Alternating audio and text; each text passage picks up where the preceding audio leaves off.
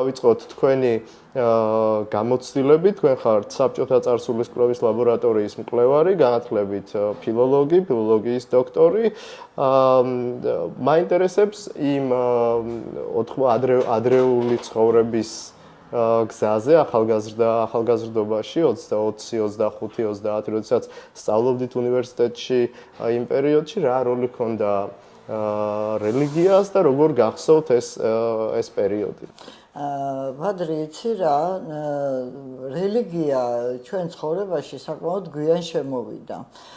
სკოლის პერიოდში საერთოდ არ ვიცოდით აი არანაირი რელიგიური დღესასწაულის შესახებ. საბჭოთა ბავშვებისთვის იყო ორი დღესასწაული, 1 მაისი და 7 ნოემბერი და ხა სამოქალაქო დღესასწაული, ასევე ეს ახალი წელი.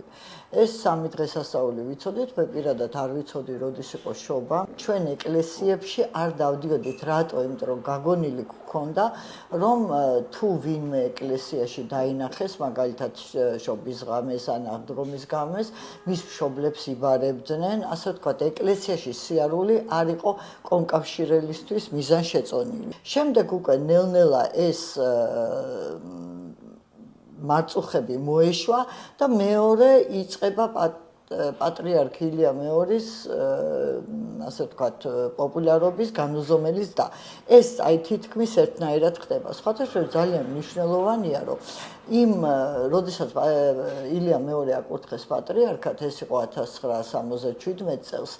ამ დროს, ესეთი ძალიან ანტირელიგიური განწყობა აქვს მთელ საბჭოეთს და საბჭოთა ნომენკლატურას. მიუხედავად ამისა, პირდაპირ ეთერში გადმოიცემოდა მთელი საათნახევარი, მე მგონი, აი პატრიარქის კურთხევა. რაც ახლა დავფიქრდი, რომ ეს იყო ძალიან დიდი უცნაურობა, რომ რელიგიური ლიდერის, ასე ვთქვათ, ტახტზე ინტრონიზაცია იყო გაშუქებული ცენტრალური ტელევიზიით. ამის მერე დაიწყო რაღაცნაირი ასე ვთქვათ მითების შექმნა პატრიარქზე, რომ ის არის ძალიან ჭკვიანი, ძალიან განათლებული, ძალიან კეთილშობილი, ძალიან მორწმუნე და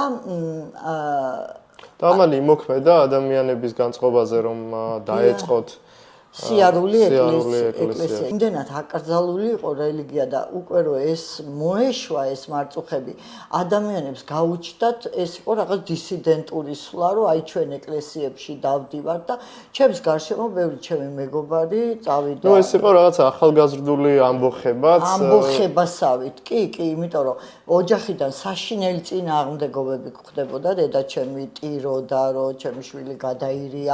80-იანი წლების ბოლოს, როდესაც იწყება ეროვნული მოძრაობა, ეროვნული მოძრაობის ლიდერებიც სხდებიან ამ ტალღაზე. ანუ მათ ეს ენა მამული სარწმუნოება იყო ილიას მთავარი ესეთი ფორმულა, გამოიტანეს თავიანთ დევიზად და შემდეგ მოხდა ისე, რომ სარწმუნოების ქვეშ მოექცა და საკრალის და ენაც და მამულიც. აი ეს ძალიან უცნაურად მოხდა და სხვათა შორის აი პირველი შეკრებები ამ დისიდენტების და აი მერაბ კოსტავა უკვე ჩამოსულია, განთავისუფლებულია და გადასახლებიდან არ ჩამოსული ზვიად გამსახურდია. ეს პირველი შეკრებები თუნდაც ძალიან მცირერიცხოვანი ხდებოდა ეკლესიებში. ამას უფროსი თაობა, რომლებიც გაცილებით ძლიერ წნეხს განიცდიდნენ საბჭოთა სახელმწიფოს მხრიდან, ვიდრე თქვენ ალბათ უფრო ახალგაზრდა თაობა. მათი დამოკიდებულება რა იყო ამ ყველაფრის მიმართ? თქვენ გავუსვით ხაზი, რომ აი გამიგიჟდა შვილი, ანუ მსგავსი დამოკიდებულება არსებობდა, მაგრამ აი რამე კონკრეტული მაგალითი თუ გახსენდებათ, როგორ უყურებდა უფროსი თაობა მათი შვილების თაობის, შეიძლება შვილიშვილების თაობისაც, აი ამ გარელიგიურებას თუ სარწმუნოების მიმართ შემოbrunებას. თუმცა საბჭოთა ძალიან უარყოფითად, ბადრი, ძალიან უარყოფითად იმდენად, რომ აი ერთ-ერთი ჩემი მეგობრის დედა, რომელიც ახლა იღუმენია, უვარდებოდა მის მოძღვარს, ასე ვთქვათ, ლანძღავდა რომ შვილი გადამირიე, ვთქვათ, აი ესეთი ის იყო მერე პატრიარქთან იყო აუდიენციაზე, რომ ასე ვთქვათ, გაანებეთ ჩემ შვილს თავი. ეს თაობა თვითონ იყო ძალიან ანარელიგიური და მათში ეს პროპაგანდა, აი ანტირელიგიური პროპაგანდა ძალიან კარად იჯდა. ამიტომ მათ სხვენოდათ უფრო მეტად იყო ეს სირცხვილი, რომ მათი შვილები აი ამ რაღაც ჩაუბნელ იმაში შედიოდნენ. აი ეს ასეთი რეაქცია ქონდა. ჩემ გარშემო შესაძლებელია იყო ვინმე მშობელი, რომელიც ამის მომხრე იყო, მაგრამ მე პირადად არ მქონია ეს გამოცდილება. აი დავუშვათ, რომ წარმოვიდგინოთ თქვენს მეხსიერებაში, აი პერიოდებად რომ დავყოთ აი ამ რელიგიის მიმართ განწყობების ცვლილება. შეგიძლიათ დაგვანახოთ აი გარდამტეხი მომენტები, რა მომენტებშიც ყველაზე სენსიტიური იყო საზოგადოება თუ საზოგადოების მგრძნობელობა ყველაზე მაღალი იყო აი ეს გრადაცია როგორი იყო. დავუშვათ 80-იანებში ეროვნული მოძრაობის გააქტიურების პარალელურად საბჭოთა კავშირის საბოლოო დაშლის მომენტში, მერე შემდეგ უკვე კრიზისის და აი ამ სამოქალაქო დაპირისპირების თუ გადატრიალების პარალელურად და აი ეს კი, მე ვფიქრობ, რომ აი როგორც ახლა მახსენდება, ყველაზე უფრო სუყეთ ეს განწყობები წარმოდგენილი იყო სწორედ ეროვნული მოძრაობის გააქტიურების პერიოდში, იმიტომ რომ ამას დაეპატა პოლიტიკური მდგენელიც. ეს არ იყო მარტო ასე ვთქვათ, ღმერთისკენ მიბრუნება, არამედ ეს გახდა შემდეგ უკვე ეროვნული იდენტობის ერთ-ერთი მარკერი, ხო? რომ აი ჩვენ რომ მართლმადიდებლები ვართ, იმიტომ ვართ ვთქვათ, საქართველოს მართლმადიდებლობამ გადაარჩინა და ასე შემდეგ. ამას ხელს უწყობდნენ როგორც ეს მოძღვრები, რომლებიც ახალნაკურთხი მოძღვრები იყვნენ მაშინ და ასე თუ ისე პატიოსანი მღვდლების რეპუტაციით სარგებლობდნენ, რომლებსაც მიაწყდა, ასე ვთქვათ, ეს ახალგაზრდობა და შემდეგ რა თქმა უნდა, ამის თავში იყო კათოლიკოს პატრიარქი ილია მეორე, როგორც ასე ვთქვათ, ცოცხალი წმინდანი და ყველაზე უცნაური რაც იყო, რომ ყველას უქადაგებდნენ, რომ პატრიარქის განკითხვა არ შეიძლება, რომ პატრიარქზე ცუდის თქვა არ შეიძლება. პატრიარქს ასე ვთქვათ, ვაკრიტიკებთ, ასე ვთქვათ, რაღაც იმის ღმერთის რანგში აყავდათ ეს პატრიარქი. აქედან იწყება ყველაზე უფრო დიდი ტალღა, სწორედ მოდის ჩემის აზრით უკვე 87-8 წლიდან.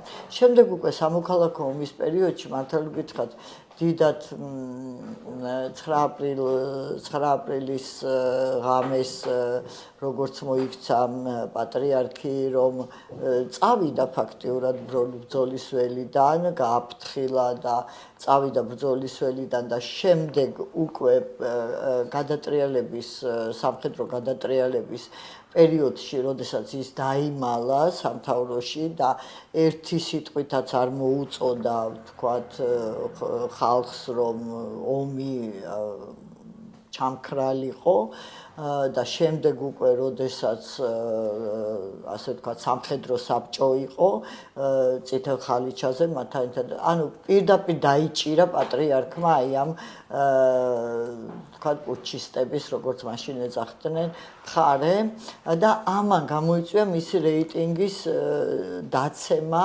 გარკვეულ ჯგუფებში, განსაკუთრებით რასაც ეძახდნენ ზვიადისტებს, ანუ ზვიად გამსახურდიას მომხრეებს, მაგრამ შემდეგ უკვე შევარდნაძის პერიოდში მას უკვე სხვა დონეზე აყავს 2002 წელს აი ამ კონკორდანტს უკვე სხვა ინსტიტუციურად გაუმაგრა ზურგი და შემდეგ უკვე ამ ვარდების რევოლუციის შემდეგ უკვე ისინი მოძლიერდნენ ფინანსურად, იმიტომ რომ სახელმწიფო ყველანაირად ეხმარებოდა ტყეებს ჩუქნიდა, მიწებს ჩუქნიდა. საბჭოთა კავშირის დაშლიდან აი ეს შეთანხმება სანამ დგება საქართველოს მართლმადიდებლურ ეკლესიასა და ქართულ სახელმწიფოს შორის ნაბიჯ იზრდება გავლენა საქართველოს მართლმადიდებლური ეკლესიისა.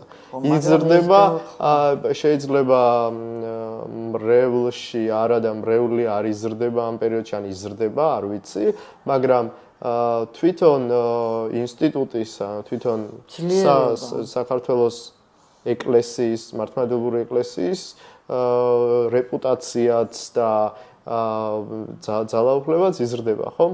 რა მიზეზები თქვენ დაასახელეთ, რამდენიმე მიზეზი მათ შორის ის, რომ სახელმწიფო გადატრიალების შემდეგ მოსული ხელისუფლებისადმი ლოიალური დამოკიდებულება ჰქონდა პატრიარქს და მას წინააღმდეგობა ჰქონდა წინა ხელისუფლების მიმართ, რომ გამსახურდიას ხელისუფლების მიმართ, ხომ? აი კიდევ რამე მიზეზები შეგიძლიათ, ანუ აი ნათელი რომ იყოს უმცროსი თაობისთვის, შედარებით ახალგაზრდა თაობისთვის, რა გაიზარდა ეს გავლენა? დიახ, და როგორ მივიდა აი ამ კონსტიტუციურ შეთანხმებამდე?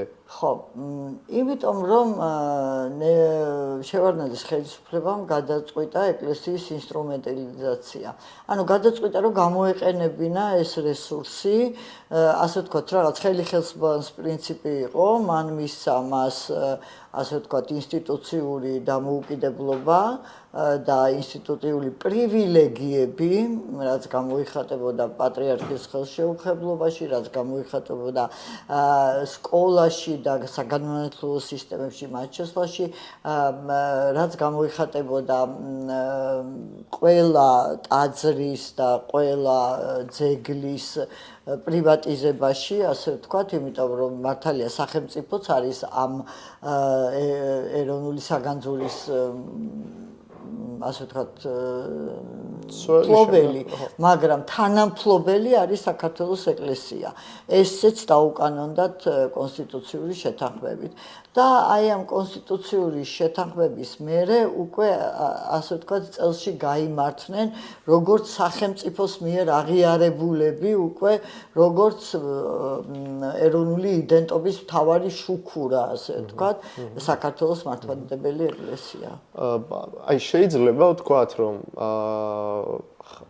როდესაც სახელმწიფო, რომელიც ჩამოშლილია როგორც სახელმწიფო და არის ძალიან დიდ კრიზისში, როდესაც არ არსებობს ნდობა პოლიტიკური ლიდერების მიმართ და ამ პერიოდში ძალიან დიდი უნდობლობა შევარდნაძის მიმართ, რომელიც ახლა ჩამოსულია და ცდილობს თავის მმართველობას ლეგიტიმაცია უპოვოს თუ მიანიჭოს, როდესაც ყველაზე დიდი ნდობა ვისაც აქვს ის ლიდერი განდევნილი და შემდეგ გაურკვეველ მდგომარეობაში მოკლულია თუ გარდაცვლილია, ხომ?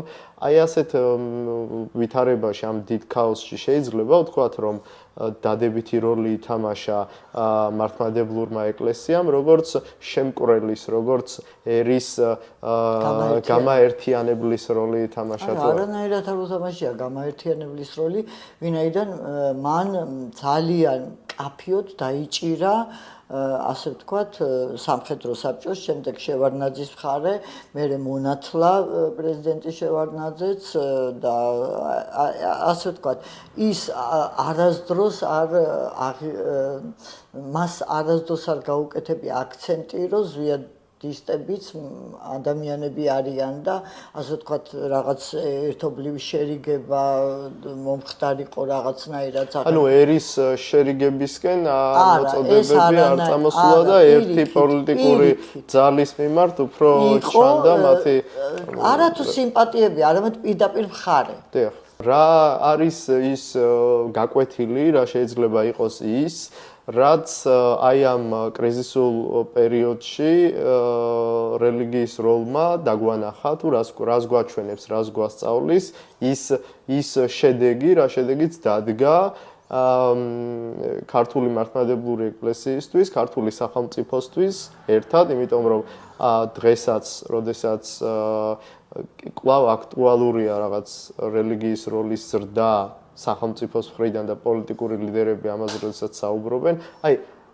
რა გაკვეთილი შეიძლება გამოვიტანოთ იმ პროცესებიდან, რაც მოხდა ბოლო 30 წლის განმავლობაში რელიგია, ესე იგი მართლმადებლურ ეკლესიასა და სახელმწიფოს შორის და აქვე შემდეგი კითხვა იქნება ესეთი, რომ ამ პერიოდში თუნდაც პრესას რომ გადავხედოთ ამ პერიოდში, რაც იწერება, აქ დომინანტური რელიგიური ჯგუფი, რომელიც მისაღებია და არ არის მარგინალიზებული, არის მართლმადიდებლური საქართველოს მართლმადიდებლური ეკლესია, ხო, და მართლმადიდებლური რელიგია და სხვა ყველა ჯგუფი, სხვა ყველა რელიგიური ჯგუფი არის ტოტალურად მარგინალიზებული. ისინი ღმერთს არ უყვარს ეს ხალხი, ვინც სხვა რელიგიის მიმდევრები არიან და ქართველებიც კი არ არიან, ანუ ქართული ეროვნული იდენტობა მათზე არ ვრცელდება თუ ისინი არ არიან მართლმადიდებლები, ხომ? ამ მოვლენაზე, ამ პროცესზე რომ ვისაუბროთ, ანუ პირველი იმაზე თუ რა გაკვეთილი ვისწავლეთ აქედან და მეორე იმაზე, რატომ არ არიან, რატომ არ ცხონდებიან ან რატომ არ არიან სხვა რელიგიის მიმდევრები, ისეთივე ქართველები, როგორც მართლმადიდებლური ეკლესიის. კი ბატონო. მე მგონია რომ არანაირი გაკვეთილი არ გვისწავლია. იმიტომ რომ გრძელდება ისევ აი ამ რელიგიური საფარის გამოყენება, რაღაც ღვთისმოსაობის გამოყენება რაღაც პოლიტიკურ დივიდენდად, რომ რა ვინც უფრო დიდი ლამპრით კანდელს ყველაზე უფრო დიდ კანდელს დაიჭერს ხელში, ის უფრო და ვინც უფრო მორწმუნედ გამოჩნდება, რატომღაც დღემდე ჩვენს პოლიტიკოსებს გონიათ, რომ უფრო ასე ვთქვათ, მოიგებენ საშუალო სტატისტიკური ქართველის გულს და მგონია, რომ ეს გაკვეთილი ჯერ გამოტანილი არ არის. დემოკრატიული მოწყობის პირობებში იდეალური მოდული თუ სცენარის შემთხვევაში რა როლი უნდა ჰქონდეს საქართველოს მართლმადიდებლურ ეკლესიას და როგორ უნდა იყოს გამიჯნული სახელმწიფო ეკლესიისგან, სახელმწიფო რელიგიისგან. ჩვენ გვაქვს ეს ჩვენს ისტორიაში, როდესაც პირველი დემოკრატიული რესპუბლიკის დროს გამოცხადდა სახელმწიფოსგან ეკლესიის დამოუკიდებლობა და მე ვფიქრობ, რომ ეს იყო მართლაც იდეალური მოდელი, როდესაც სახელმწიფომ შეწყვიტა ხაზინიდან დაფინანსება მართლმადიდებელი ეკლესიის და ის გაუტოლა დანარჩენ დენომინაციებს. მან თქვა, რომ თუ ჩვენ ვაშენებთ სამოქალაქო საზოგადოებას, მაშინ ხაზინიდან ერთი რომელიმე კონფესიის დაფინანსება არის დისკრიმინაცია დანარჩენი კონფესიების, რატომ? იმიტომ რომ ჩვენი მოქალაქეები არიან როგორც ებრაელები, ისე ვთქვათ კათოლიკები, ისე არიან მუსლიმები და მათი დისკრიმინაცია, რომ ჩვენ ფულს ვუხდიდეთ მხოლოდ მართლმადიდებელ ეკლესიას. ხა პირველი რესპუბლიკის რელიგიური პოლიტიკა საკმაოდ